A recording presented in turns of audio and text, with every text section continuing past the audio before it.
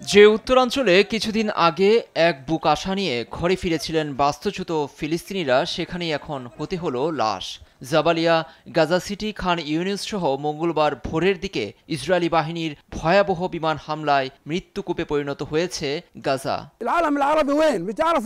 কোথায় আরব বিশ্ব, কোথায় মুসলিম বিশ্ব নেতারা?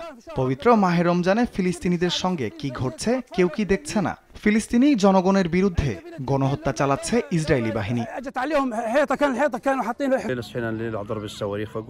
নেতানিয়াহু রাজনৈতিকভাবে দেউলিয়া, ক্ষমতায় টিকে থাকতে জনগণের সমর্থন পেতে আবারও যুদ্ধে নেমেছেন।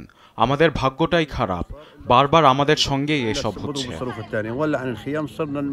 মঙ্গলবার ভোরের দিকে হামলার পর হাসপাতালগুলোতে যেন তিল ধারণের ঠাঁই নেই, চিকিৎসা দেওয়ার মতো নেই পর্যাপ্ত সরঞ্জাম। এতে বাড়ছে লাশের মিছিল। একদিনই 4 শতাধিক ফিলিস্তিনির লাশ দেখেও ক্ষান্ত হচ্ছে না তেল আবিব।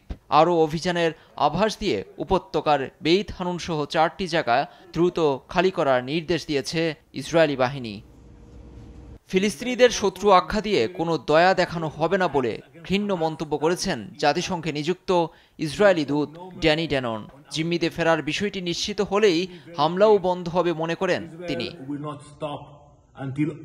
এ বিপর্যয়ের মাঝে যুক্তরাষ্ট্রের নিউ ইয়র্কে স্থানীয় সময় মঙ্গলবার ফিলিস্তিন প্রশ্নে বৈঠকে বসছে নিরাপত্তা পরিষদ। লুৎফর কবির, নিউজ ডেস্ক, দেশ টিভি।